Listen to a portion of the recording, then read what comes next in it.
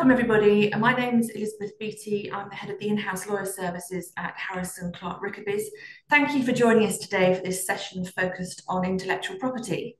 We're going to have a look at a range of topics to include strategies to safeguard your organisation's brand, understanding your IP rights, and mitigating the risks of IP infringement. A bit of housekeeping before we get going.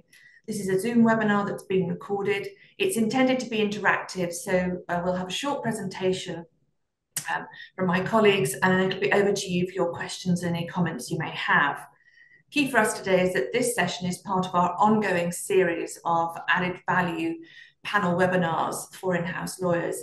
It's meant to be relaxed and give you the opportunity to pick the brains of our experts. If you aren't comfortable asking questions on camera, you can use the chat facility at the bottom of our screen, and I can pick those up for you as we go along. What we'll do is have shortly a presentation from my colleague, Alice Wright, who's a trademark attorney who's worked in-house extensively. And once she's finished with her slides, we'll then go back to the panel and we'll field the questions. So Alice, over to you. Thank you, Beth. Hello, everyone. My name's Alice Wright. I'm a trademark attorney at Harrison Clark Rickaby's. I've joined them from in-house myself. I was previously working at Jacobs Douwe Egberts, which is a large coffee company. So I have quite a lot of, most of my experience so far, in fact, has been working in-house. So I hope that that experience will be of benefit to you today. So to kick off, I'd like to start thinking about IP, knowing your IP. And the first step to knowing your IP is being able to identify it. So when it comes to IP rights, there's several out there. The ones that everyone has heard of, which is patents, trademarks, copyright, designs, and then maybe the ones that we don't think of so much, and that's domain names and trade secrets. So what I'm going to do now is take you through the different rights, and we're going to start, I think, with copyright. So could I have the next slide, please, Tom? Okay, so copyright is perhaps something we don't think of very much because it kind of happens without you realizing it. Copyright is one of the IP rights which basically is assumed purely just upon creation. You don't have to register it. What copyright protects is your original material, your creative thoughts. So when you're at work, if you're coming up with new material, it might not be specifically like trademark related or other IP related. It's just like documents, written material. Anything that you create during your working day is covered by copyright. The only requirement that there is that you can prove that you have created this material on a certain date. So depending on what it is, I mean, I think everyone's probably aware of film copyright and music copyright, but it's the documents that you use and your processes. So are actually covered as literary works. And they will be covered from the date of creation for up to 70 years, if the ownership is of a company. But if your ownership is the author and it rests with the author itself, it's their life plus 70 years. So it can last for over 100 years, copyright. But it's identifying that copyright and just taking a moment to realize that basically anything that you create in your working day is intellectual property. And when you're using that intellectual property again and again, that actually copyrights exist. And what we recommend is really that you use the copyright symbol, your company name, and the year that the material was created. And that's just a way of if you're using that material in public, of giving notice that you've identified this material as copyright and your company is seeking to protect it. So moving on from copyright, which is really the base of all other intellectual property, because all other intellectual property that exists derives from that creative original thought that comes from copyright. But when it moves out of the copyright stage, it moves on to another stage. So could we have the next slide, please? So trademarks. I'm actually a trademark attorney, so this is my most interested. This is the area of IP that I'm the most interested in. A trademark is actually, the definition is it's a badge of origin. To have a trademark, you have to be whatever badge you use or sign must be able to identify your company. So everyone tends to think that brands are trademarks, but that's not necessarily true. A brand is the overall commercial, what's the word, thing. So the commercial name. A trademark is a legal right which protects your brands. And how it does that is it gives you a monopoly to use your brand or on whatever product that you're using it upon. So when a trademark right, it's not just the brand, you can't use it on anything. But if you have a goods and you have a sign on the goods, that's what you would register as a trademark. So if you were a coffee company like I used to work for, when we sell our coffee, we would use a trademark on that coffee. For example, Kenco. The brand everyone knows is Kenco, is quite well established in the UK. But what a trademark right is, it's taking that Kenco sign and applying it to the coffee. And that, when it's registered, is a trademark. And a lot of people think that your brands are going to be your trademarks, but it's not always the case. You've also got trademarks in your company name.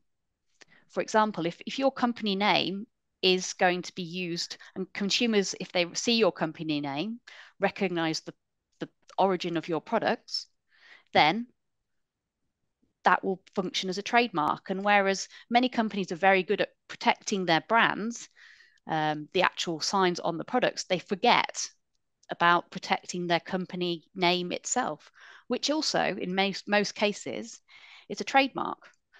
So you have trademarks as a badge of origin in law that prevents anyone else from using similar or identical signs on the same goods to make them separate and distinct from everyone else. So when choosing trademarks, the things that we look for is they have to be distinctive. And a lot of times we have issues when you want a consumer to understand your product, and often descriptive words are therefore used on to name the product. And the problem with naming products descriptively is that it makes them harder to register. You can use them, it will just be difficult to stop others from using them. So we recommend that if you want to, when branding things, make them distinctive, make them arbitrary, make them fanciful or suggestive. Try and avoid signs which can be perceived as generic. So moving on from trademarks, we have the next slide, please. Patents. So when I was working in-house, I was actually part of an IP team. So as an IP team, we would work together. There would be half the team which was focused on patents and half the team was focused on trademarks. And when I joined my previous employer, I actually started in the patents team. So this was an area of law that I became very familiar with while I was working in-house. Patents tend to be related to your research and development. I don't know how big your organizations are, but if you have a research department of any kind, they are generating ideas. And some of those ideas will lead to technological developments and inventions. However, not all of those inventions will be something that your company can protect as a patent. To have a patent, it needs to be novel and also inventive. And what does that mean? Well, novel means that it's new and that basically it's never been seen in the world before. If it has been if it is out there in the world, you probably won't be able to get a patent. And then it's got to be inventive, which really means it can't be obvious to based on something that already exists. If it's like just a small adjustment to something that already exists, that's probably not enough. But that doesn't mean that you can't use that and you can't develop technology surrounding that. It just means that you won't have the right of a patent. Patent rights, like trademark rights, are national, but the novelty and the inventiveness features are global. So it's kind of an interesting way, but it's quite expensive. I mean, I've seen put down here, of all the IP rights, the patents are considered to be the Rolls Royce, but because it's a Rolls Royce, it comes with a Rolls Royce price tag as well. So I'd like to move on to the next slide, which is designs. Now, design rights are probably the ones that people struggle to put their finger upon because it's kind of a halfway between a trademark and a patent. That's the way I kind of see it. It has visual protection, but it's also shape and ornamentation um, and aesthetic appearance. So it's actual product itself. And when I was working in coffee, I would say we didn't have very many designs for the size of the company that we were. But what our designs would cover are things like the packaging. If we had a new packaging that wasn't strong enough, it wasn't a technical advancement, so we couldn't get a patent for it. And if it didn't involve any branding or a trademark, often we would file a design because the design would cover the new shape, the new appearance. And depending on what your industry is, there are several options available for designs. You have registered designs, which can last for 25 years. And that's kind of like the Rolls Royce of the design world because it covers all aspects of the appearance. But in the UK, we have two types of unregistered designs. Often in the fashion industry, where designs are constantly changing and evolving, 3 years of unregistered designs under the supplementary unregistered designs is sufficient to protect your work because in 3 years' time, the type of fashion will have moved on. So you perhaps don't necessarily need for a long degree of protection. And then we also have designs that are covered through the Copyright Act, which, they only cover shape and configuration, but it can provide you with that extra bit of protection for your product or your product packaging.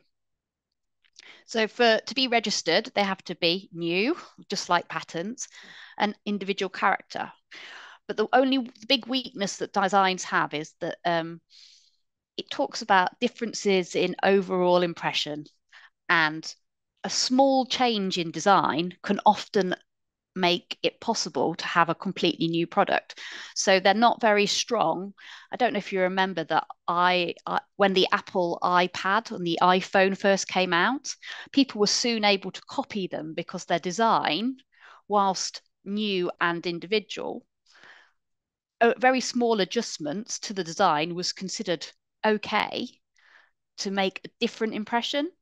So designs aren't the strongest, but if you haven't got a patent and you haven't got enough for a trademark, it's an area that you might want to explore, particularly with regards to your product shapes and your product packaging. So the next slide is domain names. So these are an increasingly important type of IP right that probably didn't exist, 30, 40 years ago when there was no internet. But now in the era of e-commerce, post-Brexit, I would say that domain names are perhaps one of the most important IP rights that you will own as a company. Registering a domain name and maintaining a domain name and preventing fraud is a really important, domain name fraud is something that's really increasingly important in the world, especially when in the age of Google, when you're going to be adding, you'll be Googling your whatever you want to find online.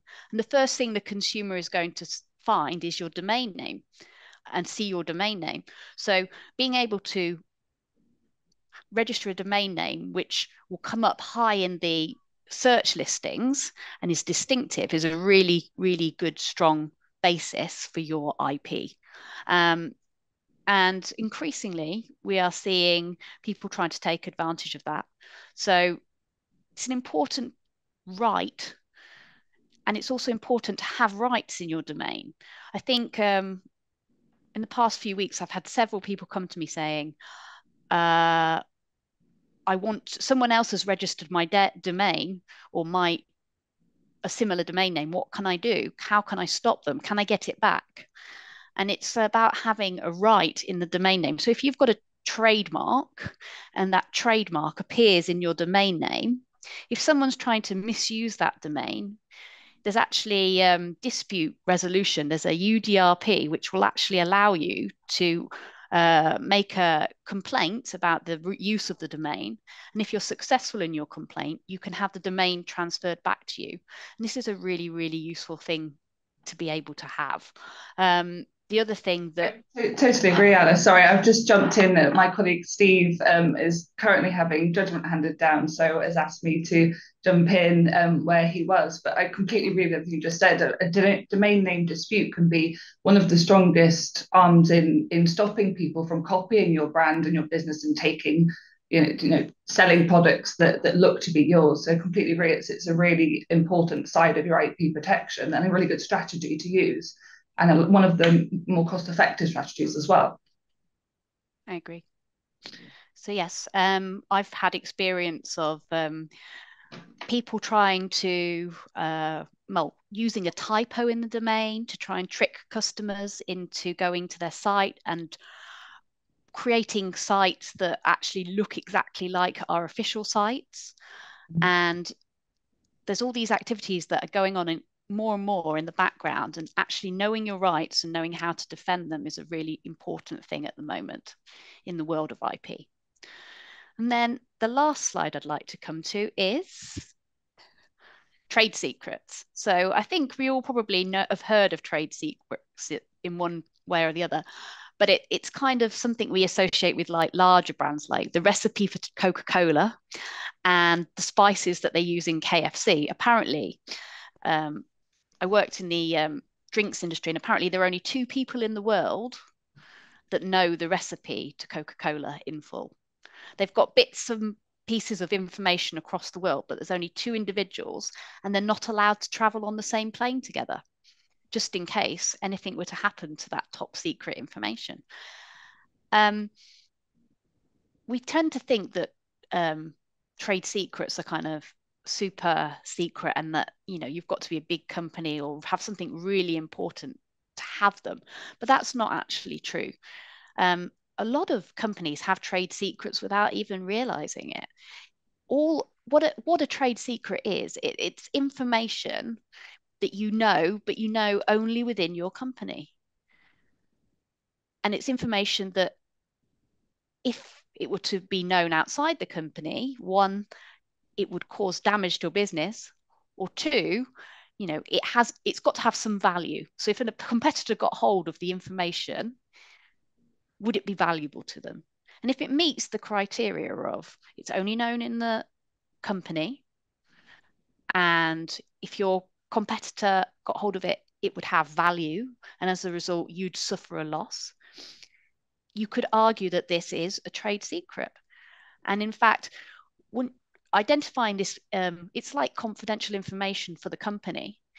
But what you need to do in the same in confidential information and with trade secrets is, first of all, identify what it is that within your company that no one outside the company knows. And 2, identify its value. And 3, taking steps to protect it. And that may sound silly. It may sound like an obvious thing to do, but it's things like marking materials with confidential information as confidential, or marking documents that you have as restricted, saving them in a restricted area where only a few people can access them. So it's the combination of having the confidential information, that no one else knows, that has value, and then actively protecting it. And as long as you're proving that you're doing all those things, if it does in some shape or form get out, and it does, and that's the problem, you can take legal measures to an injunction, in fact, against the people that have taken that information to prevent them using it. So again, it's one of those IP rights that perhaps you don't necessarily think that you have, but actually, in many cases, you will. Okay, so I think that's kind of an overview of the IP rights that there are out there. So what does identifying all this information actually mean? Could I have the next slide, please? So we've identified the IP. So what are the next steps that we would take? Well, in many cases, it is about registering it, taking active steps to recognize the ownership, and then the two main things that you can do is to actually register it, and that will give you a legal right in law to protect it. But the other side of that is if it's a trade secret or know-how or confidential, you might want to not disclose it. So you would take active steps to protect it by not disclosing it. So it's either, oh, you want that you're going to register it and it's going to be public knowledge and you're going to have a right, or you are keeping that information in the company protected and you've put people on notice that they're not to share it. Or if they are to share it, only for specific purposes. Next slide, please. I think in-house, the first thing that you need to realize is that IP, once you've identified it, is that it doesn't exist in a vacuum. It's part of the business. And how you use your IP should be in line with the business goals. So knowing who your stakeholders are, knowing who's going to have a say in where you use this IP is really, really important. When you're talking about trademarks, there's going to be a conversation with marketing because they are your brand. They're the commercial aspect of the brand, and the trademarks are the legal aspect of the brand. So you might be wanting to having regular conversations with your marketing team about what new trademarks they're thinking, what new brands are they developing, what product expansion are they doing, and as a result of those conversations, are there any more trademarks that you need to file? There's a really, really close interaction between marketing and trademarks. And that is true anywhere that you will, in any company that I've known of. There's also, slightly less, but sales also. Once the product and brand is on the market and has been developed, often sales teams will then think, as the company expands, to sell those products into different countries. And it's about having a regular catch up with your sales team saying, okay, so where are you selling our products now? Are there any new markets that you've entered? Do we need to protect those markets? Because trademarks are, and design intellectual property rights are country by country. So they are really another important stakeholder. And then obviously there's R&D. And R&D comes in, it's the conversation with the people working in the research about what their projects are, what designs, packaging are they developing, what inventions and technology are they working on? Is there going to be a patent? Is there going to be anything coming out of it that we can protect? Or is it stuff that we need to keep secret? So it's all about, all of your IP will come from within all your IP rights will come from within the company, and you will be there to protect it. But but the best way to do this is by having those really good conversations on a regular basis with all the people in your business. So your IP is in line with and grows in line with the company to protect it as it grows. Next slide, please. So protecting your IP, I've kind of hinted at it on the previous slide, but if you look at the IP here, it's about having a strategy.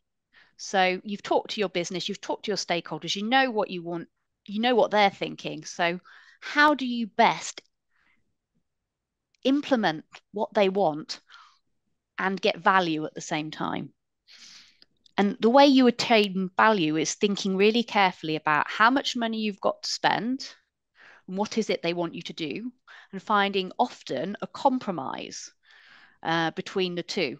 I mean, if you, in an ideal world, you'd patent and trademark and register designs everywhere that you were doing operating your business. And if you've got the funds to do that, that's great. But if you haven't, then it's a conversation about at what point, at what level of growth do you file that trademark? What is the value? So it's a trade-off between revenues and how, at what stage does your revenues need to get to value, to be worth filing a trademark or taking action, active action to protect. And it will depend on the industry and the market, but they're all, it's having this strategy and having the conversation and a document even that says, when we sell this much money, we make this much revenues in this country. This is when we file a trademark. I think the company I was working with previously, it was something like £100,000 in revenues, and then we would, if it was a new market, if we were hitting that, then we would think, okay, we need a trademark. But that is a lot, and it could be more or less, depending on how, depending on your business and depending on how you're growing. And the next slide is, yes, so you've got you've got a strategy here. So you've got the strategy about what you're going to protect. Then the other side of that coin is, what are you going to enforce? So, and that means like, when are you going to enforce? You've got an idea of when you're going to file a trademark, but you also need guidelines on what is a problem for your business, what activities, doing what is something you want to stop, because if you've got people in your markets that are causing issues, at what point do you say, we need to take action? Is it right away? Is it, oh, we'll see how it goes? But having that policy that guides all your decision making about enforcement action, processes, the steps that you want to take before you go to court. Because in most cases, you won't want to just slap someone with a lawsuit. You want to have a process of, first of all, our step is to write to them as a business. Our second step would be, okay, they didn't listen to the letter from the business, let's send them a legal letter. And if they don't respond to the legal letter, do we send them another warning letter, or do we then go and we make a claim? But it should never be like we're just going to jump into a claim. In the UK, we have a very strict pre-action protocol in most areas. So knowing what the appropriate action is to take and having that documented will help you in the long term maintain consistent enforcement and what in a policy. So next slide. And that's it really. That's how you maximize your IP. You review your business, you review your strategy, you keep in contact with everybody in your business, and you use IP protection and IP enforcement, and everything should be pulling in the same direction. And if everything, the policy and the strategy and the guidance you're getting from the business about the growth, are all pulling in the same direction, then you're getting commercial value from your IP. So I think that's all the slides that I've gone through, and I realize I've talked for quite a while. But if you have any questions, myself or Emma would be very happy to talk to you, answer them. Thank you very much, Alice. That's really useful. I have got some questions for you, if you're happy to field those after all that talking. Yes. I think it's obviously pulling on your in-house experience. Question is, when thinking about branding new products and services, what advice do you have? I think the most important thing is that you want to stand out. When a brand, the more distinctive a brand is, and distinctive, I mean different from others and not descriptive. I kind of aimed at it before. For example, you can't register, for example, the trademark Apple. You can't register Apple on the goods apples because it describes it. But if you then registered Apple on a computer software, that's strange. It stands out, and it's choosing a name or a brand that will distinguish it from the brands and of your competitors. So you want to stand out from your competitors, and by creating a brand which is unique and creative and distinctive, that is the best way to do that in law. Okay, that's great. Thank you very much. Don't know, perhaps for either Alice or for Emma, who stepped in to cover Steve at short notice. Do you have any advice on using photos online and copyright? Well, in terms of copyright protection, it's if you've got your own photos on there, it's having a clear licensing policy. It's also making sure that where you can, having watermarks to show that it is you can be credited if it is used elsewhere. But if your business using other images, making sure that you have the appropriate license in place so you're not caught by any infringing act yourself. No, that's true. I've had several cases recently where someone had been actually sent a letter because increasingly there's companies that are actually set up to enforce copyrights because it's easier now with the increasing ability to search the internet to search for images.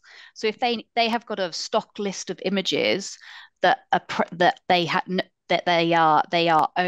are owned by people, they can search for those images, and if they find that somebody's using those images without a license in place, they can then actually take action against you, and can become very costly. I mean, yes. Even I defend a client who did actually have a license in place, but was unclear, and this was a larger organization that had employees using images, and they were unclear about what they could use them for, had used them outside of the license, and the cost of the company was, they ended up settling £300,000 because they'd used such an extensive list of images. So it is really important when using all images and employees of the company using images to be really clear on what you can use those for, because they can trace and they will find out, and it's amazing how quickly those infringement damages can add up. Yes, very much so. I think the safest thing to do is, if you want to use images online, make your own, employ a photographer, get him to come in and take the images that you want, so you know that you own them. There's always a danger when you're borrowing images from people that either you won't have their permission to use them, or you won't have a release that you need to publish them. But if you know that you've made those images, you've paid someone to produce those images for you, your company will own them and you'll be able to use them however you want without fear of people coming in and making claims and asking for money in return. So it works out cheaper in the long run to have someone come in, take some photos of whatever you need, than to risk using someone else's images without permission. Yeah, exactly. Thank you very much. Right, another question. If we have a subcontractor create a new product for us, can we register the design? Ooh. Well, that would depend. And it's the legal answer, isn't it? That will depend.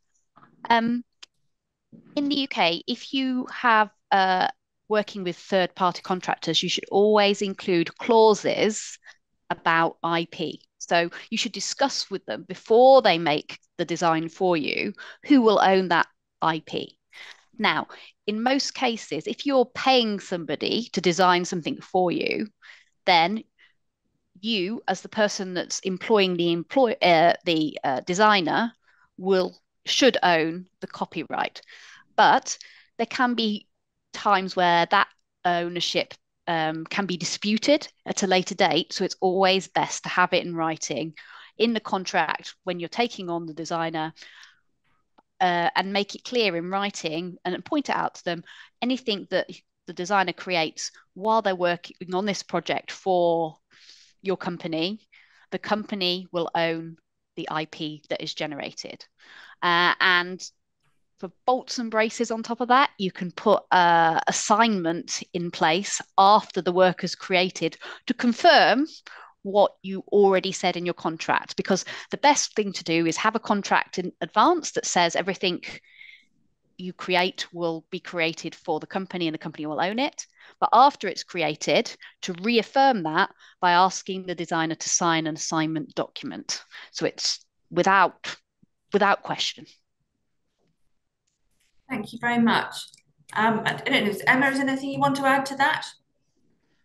I think Alice covered that off really well. I mean, I suppose the only other element to think about when drafting such agreements is just, should the designer want to use images of that product or whatever it is they've created for you, just ensuring there are adequate permissions for them to use those images or an image of that product, and to ensure that you keep the control of it and how they can use it, but also just so you don't get into any tricky waters later down the line, should they use it in a way that you weren't happy with but wasn't explicitly said, or if you don't want them to use it at all because it's confidential issues, trade secrets, anything like that. So just about making sure that any clauses that are drafted cover all eventualities in whichever direction. Yeah, I mean, often designers are quite free-spirited people, and I know of a case where an employee of a design agency had designed something, and then he left that design agency, and he wanted to use examples of work that he'd made under his previous agency to advertise his portfolio. And actually, it became quite a tricky situation with regards to, did he have the right to use the images of his own work in his separate independent portfolio? And it all, and having that figured out is an important thing for the designer themselves, but also the company that's asked them to do the work. That's great, thank you very much. Another question for you. The business has got a new and innovative product, which is proving to be a bit of an instant success. Is it too late to patent it? Well, again, that depends. There is a requirement in patent law that I spoke about a product being novel and inventive. It has to be new and inventive. So what that means is it can't be in public. However, there are grace periods which exist in law, which mean that, okay, you've launched a product, it's been really successful. You didn't file a patent previously, but you've got the information there to file a patent or a design even. That's also a common thing that happens. And there is a grace period in the UK, and I think it's 12 months. So there's that means that if it's within the first 12 months of public disclosure of the patent or the design, you have a grace period, if the disclosure is by you, to file a registered design or a patent. So so it is possible.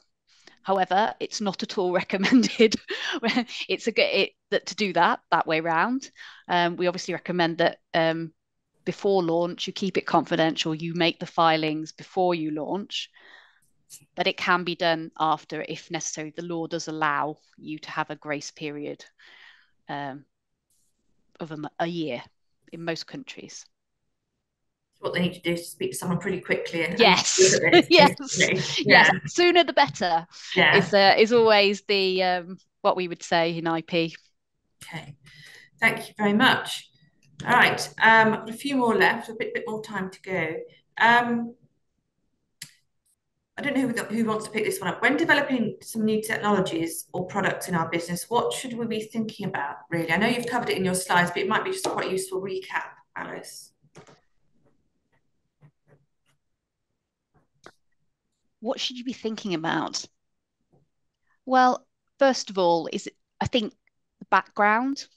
to your technologies. In most companies, it's not instantly really clear whether the technology you're developing is going to be patentable. And the first step that a lot of people will take, and one of the reasons we research, one of the things that the researchers will do, and if they don't do it, you can also employ third parties to do searches and searches on prior art. Like they're called prior art searches, which basically you think it's some artistic thing, but actually it means it's a search of what technologies exist in the fields closely relating to the technology that you're developing. And you create what is known as a landscape. And so by looking at the landscape of the technology that you've developed, you can see what is already there and where the spaces and gaps are that would allow you to patent or not. So it's about looking about what's out there and getting that information and reviewing it, usually with the inventors who are specialists in their field and will have a considerable amount of knowledge on their own. And they will be a lot of them will be familiar with patents themselves. So you just need to talk through them and see where the differences are between the landscape information and your new product. And I suppose from a consideration from an enforcement point of view, it's always just keeping an eye on what your competitors are doing and acting on that. I've recently had some clarification on the subject of acquiescence, which is where the earlier right holder is aware of a new mark, and if they don't act on that within 5 years, they've acquiesced to the existence of both together. So it's a case of it's not just about once you're aware, if you don't act on it, you lose the right to enforce. And obviously, it's very important for your business to not have competitors out there, benefiting off of the reputation that you've created. So that it's just considerations in terms of what are they doing, and acting quickly in enforcing your rights is really important. With all of the IP issues, it's a question of setting things up, protecting it, but then you need somebody potentially, depending on the size of the business, to be monitoring this almost daily, weekly, at least. It's a job in itself, isn't it? It is. Yeah. It is. But there are services out there that actually are set up especially to do that, and they're not particularly costly. You can get a trademark watch, for example, which looks out for people using similar brands or trying to register similar brands. You can get competitive intelligence services out there that you can request, or we want you to keep an eye on this area of the market. I mean, outsourcing watching services and as something that's available to all businesses.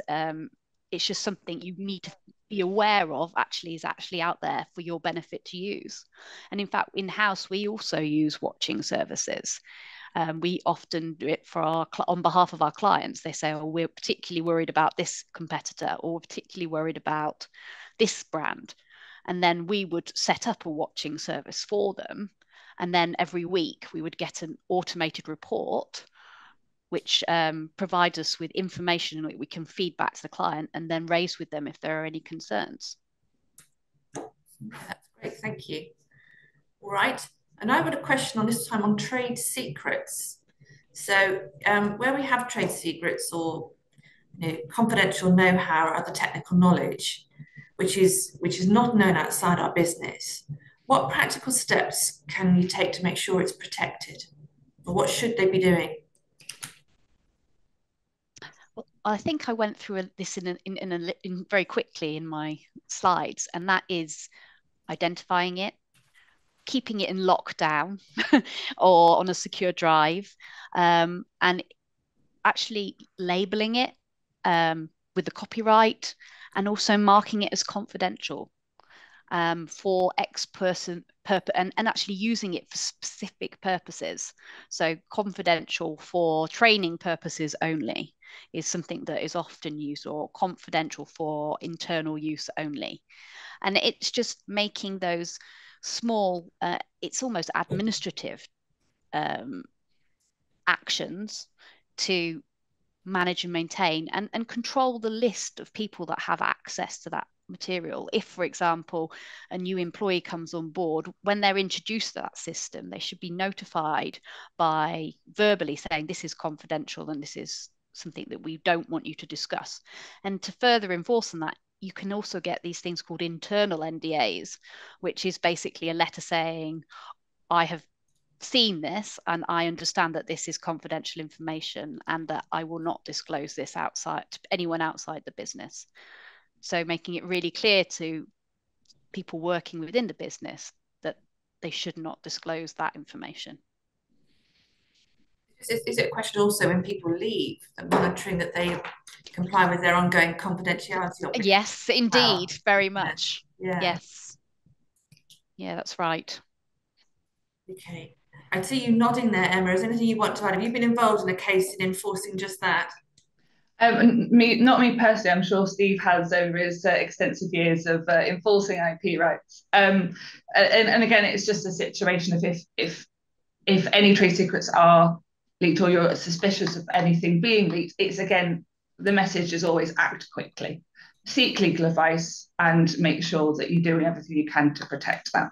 Yeah. And then it'll be a question of tracing where it's come from. And obviously, if you've got a list of all the people that had access to that material, then it kind of narrows down the number of potential sources for the information that's come out. So it's kind of your own internal records are really quite important in that field. And that does make sense, doesn't it? For the investigation purpose, you only know a limited number of people who have allowed access to it. You can identify it quickly. And the key as well with all of this, the same with anything, is if you're going to apply to court for an injunction to stop people from using your IP, then you've got to, as Emma says, you've got to write really quickly about it. Okay, where are we now? We've got a tiny bit of time left. Alice, I know all the questions are coming to you, but this one's about registering trademarks. Yes. So what's the best things that they can do to protect existing trademark registrations? Well, that would be to use them. I know that sounds a really silly thing, but actually using your trademark on the goods and services in trade is a requirement to maintaining a trademark. So if you've got a registration, you would want to be continuously using it, because if you stop using it for a period of time, I think in the UK it's 5 years, someone actually can cancel that trademark registration. So to be valid, it has to be in use, and it has to be in use in relation to the goods and services in commerce. If it's not meeting those criteria, then eventually that trademark will lose its validity and can be cancelled by other parties. So it's using the trademark and also using it in the format that it's registered. A lot of people, I think Emma's had an experience of this recently, is that they will register a logo mark, but then they will not use the logo mark as registered. And because it's not the same as what was registered, it doesn't actually count as use of the trademark logo. Perhaps Emma can add some more insights into that one. I mean, it's a case of, it's one of the first things we look for when coming up against an opponent trying to enforce rights is, are they actually using it? You know, and are they using it in the classes that it says they are? And a lot of the time you look at the wording of those classes, and sometimes they're very specific, sometimes very broad, but it is the first thing that's open to attack when looking at, you know, opposing an enforcement of someone's IP rights. Yeah. So we would always go, number one, are you using it? If you're using it, then you can use it to defend your position, but if they're not using it, you can use it to attack their position. So use is very important in trademarks, and that's the best thing that you can do to protect your registrations, is use them and keep records of that use. Great, thank you. Now I've got one last question for you, and it's how important is registering trademarks for overall brand protection? So it's sort of way round. I've covered it, but I'm making sure I'm covering all these questions completely. Okay, so that one's kind of like a chicken and egg scenario, really. In the UK, there are unregistered rights which function, unregistered trademark rights that exist under the common law, which you don't have to register. But in order to use those common law rights to defend your position or attack them, you have to rely on something which is called passing off. And in passing off, you have the requirement that there has to be an element of deception. There's got to be some damage. And as a result, what was the other one? It's goodwill. So you get goodwill from using your unregistered rights. And if someone deceives the public or tries to deceive them into making them think that you're them, and this misrepresentation causes damage to you, you can take action against them. But it's the level of proof. It's sometimes quite difficult to establish goodwill, and it's hard to prove the misrepresentation and the damage. You have to prove all three elements. Whereas if you register your trademark, all you have to do is prove that they're using an identical or similar mark, and that's it. There's no need to provide more evidence, and that obviously makes it much easier to enforce your rights. Also, on the flip side of that, I mean, personally have a case ongoing at the moment where we have a client that has an unregistered mark. So they're using a logo in a stylized way that is unique to them. They've come under attack from an infringement perspective. So someone's saying you're using a mark that infringes our mark. But our client has been using it over 5 years before the registered mark. So there is an argument for they have earlier rights in that unregistered mark. So the message here is, even if you haven't protected it, if you've been using it longer than the trademark, you may still have a defence for infringement, or you may have an enforcement against someone else using a mark. So whether it's registered or unregistered, if you see someone else registering a trademark, for instance, that may infringe your logo, your get-up, then you can impose your rights of an unregistered mark too. Yeah, but it's more complicated and more expensive and more difficult than if you've got a registered trademark. And as a business, for the cost of a trademark, the extra security that you achieve and the expense you'll save when it comes to enforcement, it really makes a trademark worth it. Absolutely. Yeah, the cost benefit analysis is there. Yeah. Well, I think that probably is a very good way to end this session then. Bottom line is, if you've got something you want to protect, make sure you take steps to protect it as soon as possible. I'd just like to thank Alice, especially for stepping into the breach at last minute to do the entire presentation, because Steve's caught up in a court hearing. And thanks to Emma Clarkson, for solicitor in Steve's team, specialising in contentious IP, for stepping in and helping with the panel questions. Thank you for joining us today. I hope you found it useful. This session is recorded. It will be available on our website if there's any information you want to sort of go back and review. Similarly, if you've got any questions coming out of today's session that you'd like to ask in a confidential basis, or just to catch up with either Alice, Steve or Emma, then please do contact us. All the contact details will be provided and they will be delighted to help. But for now, thank you very much. Goodbye. Bye.